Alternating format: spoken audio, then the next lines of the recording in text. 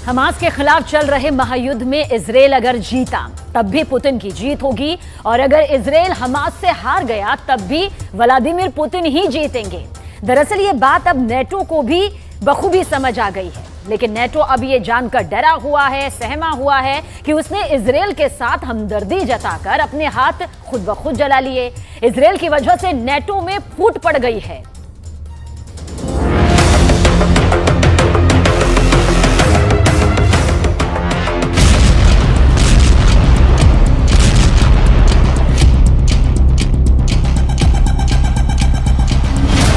क्या इजरायल का युद्ध नेटो के टुकड़े टुकड़े कर देगा?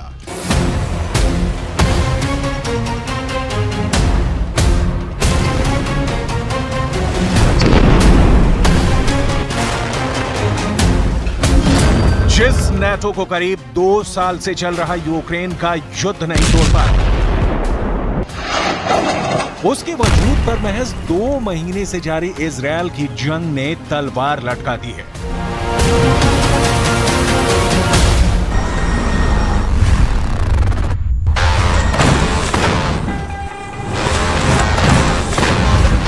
रूस को दुश्मन मानने वाले नेटो को अमेरिका का दोस्त ही मिट्टी में मिलाने पर तुला हुआ है। अमेरिका की अगुवाई वाले मिलिट्री अलायंस में आग लगाने वाला खुद अमेरिका का जिगरी दोस्त इजरायल है। इसलिए अब नेटो के अंदर इजरायल के खिलाफ गुस्सा भड़कने लगा है। नेटो के कई बड़े देश कह रहे हैं कि इजरायल हथियार डाल दे, इजरायल युद्ध खत्म कर दे। एक तरह से नेटो ने कह दिया है कि इजरायल हमास के सामने सरेंडर कर दे।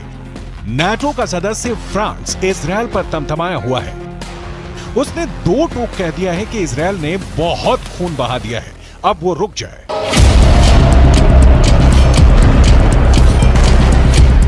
नेटो देश तुर्की तो हमास के लड़ाकों को फिलिस्तीन की आजादी के लिए लड़ रहे स्वतंत्रता सेनानियों का तमगा दिए बैठा है। स्पेन तो इजरायल के मुंह पर कह चुका है कि वो गाजा में ठीक नहीं कर रहा। इटली भी जंग से खौफ में है, वो तो मांग कर रहा है कि फिलिस्तीन को उसका देश दो और फसाद को खत्म करो। मगर नेटो का नेतृत्व करने वाला अमेरिका वो इजरायल को हथियार देने में लगा है। यानी फ्रांस, इटली और तुर्की सीधे सीधे अमेरिका के खिलाफ खड़े हो गए हैं और नेटो में अमेरिका की मुखालिफत करने का एक ही मतलब है।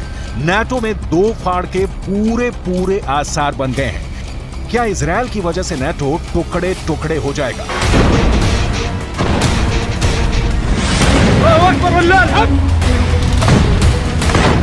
शुरुआत में कहानी बिल्कुल अलग थी। 7 अक्टूबर को हमास के इजरायल पर हमला करते ही नेटो इजरायल के समर्थन में उतर आया था। पूरा का पूरा नेटो इजरायल के पीछे खड़ा हो गया था। नेटो के चीफ ने इजरायल को यह भी भरोसा दिया कि इस जंग में वो खुद को अकेला ना समझे। लेकिन अब इजरायल पर युद्ध रोकने का सबसे बड़ा प्रेशर नेटो से आया है। सवाल है कि क्या नेटो करा देगा अब इजरायल का सरेंडर?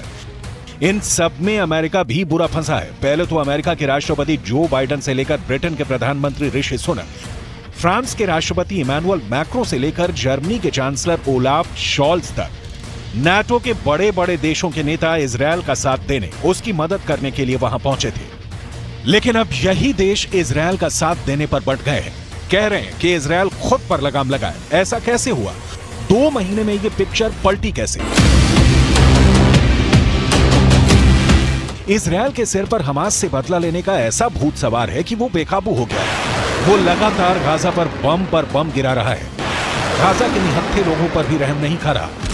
15,000 लोगों की मौत हो चुकी है, हजारों बच्चे मर चुके हैं। इजरायल के इन अंधाधुंध हमलों ने ही नेटो के लिए अब बहुत बड़ी मुसीबत खड़ी कर दी है, क्योंकि नेटो तो एक अलग मोर्चे पर बुरी तरह फंस गया है।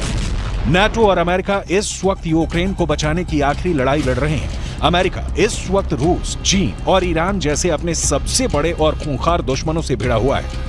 ऊपर से अब इजरायल के साथ खड़े होने की वजह से मुस्लिम देश भी नेटो को आंख दिखा रहे हैं।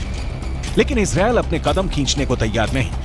इसी वजह से नेटो का अहम सदस्य फ्रांस आग बबूला हो गया है। उसने इजरायल को एकदम साफ लफ्जों में चेतावनी दे दी है कि हमास से लड़ने के नाम पर इजरायल पूरे के पूरे गाजा को निशाना नहीं बना सकता। फ्रांस के राष्ट्रपति इमैनुअल मैक्रों ने कह दिया है कि इजरायल एकदम साफ साफ बताए कि वो इस जंग से क्या हासिल करना चाहता है। इजरायल रट लगाए बैठा है कि जब तक वो हमास को खत्म नहीं कर देता तब तक वो हमले बंद नहीं करेगा। इसी बात पर मैक्रो ने इजरायल के पीएम नेतन्याहू को आड़े हाथों लिया और कहा कि अगर इजरायल को हमास को खत्म करना है तब तो अगले 10 साल तक लड़ाई खत्म ही नहीं होने वाली। तो क्या इजरायल 10 साल तक ऐसे ही बमबारी करता रहेगा? On est à un moment où les autorités israéliennes vont devoir définir plus précisément leur objectif et l'état final recherché. La destruction totale du Hamas, qu'est-ce que c'est et est-ce que quelqu'un pense que c'est possible? Si c'est ça, la guerre durera 10 ans.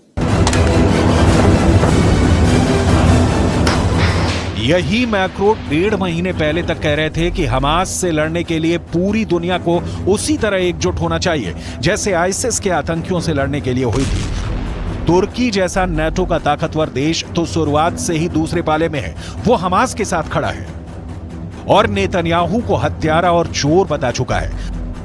तुर्की तो NATO को भुलाकर साफ कह रहा है कि मुस्लिम देश एक साथ आएं और इजरायल को सबक सिखाएं। स्पेन के प्रधानमंत्री तो ये कहकर इजरायल को इतना गुस्सा दिला चुके हैं कि वो गाजा में मानवाधिकारों का पालन नहीं कर रहा। नाटो का तीसरा सदस्य इटली भी कह रहा है कि हमास और इजरायल अपना युद्ध बंद करें।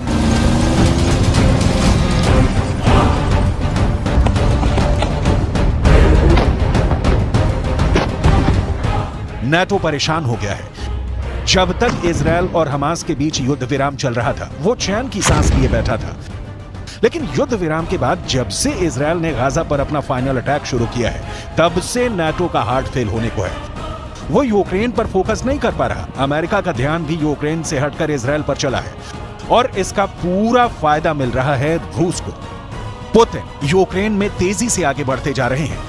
इसी बात ने नाटो की रातों की नींद उड़ा दी है, क्योंकि अगर रूस ने यूक्रेन जीत लिया तो नाटो का वजूद मिट्टी में मिल जाएगा और 74 साल पहले नाटो बना ही था रूस से लड़ने के लिए। एक तरह से पूरे यूरोप को इजरायल ने फंसा दिया है और इसका सबसे बड़ा फायदा उठा रहे हैं व्लादिमीर पुतिन।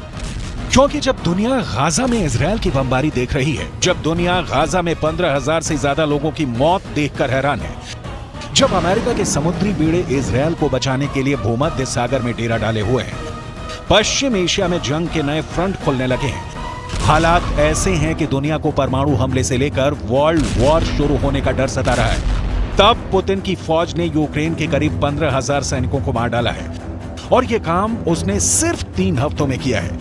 यानी हर हफ्ते पुतिन यूक्रेन के 5,000 सैनिकों को मौत के घाट उतार रहे हैं। मतलब साफ है कि गाजा की गलियों में हमास और इजरायल के युद्ध के बीच एक जंग ऐसी भी है जिससे पूरी दुनिया का ध्यान भटक चुका है। लेकिन यूक्रेन में रूस जो कहर बरपा रहा है उसको रोकने वाला ना अब अमेरिका बचा है ना ही नाटो। यूक्रेन में इस वक्त तबाही इस पैमाने पर हो रही है कि ज़ेलेंस्की के पैरों तले जमीन कब खिसकेगी उनको भी नहीं मालूम।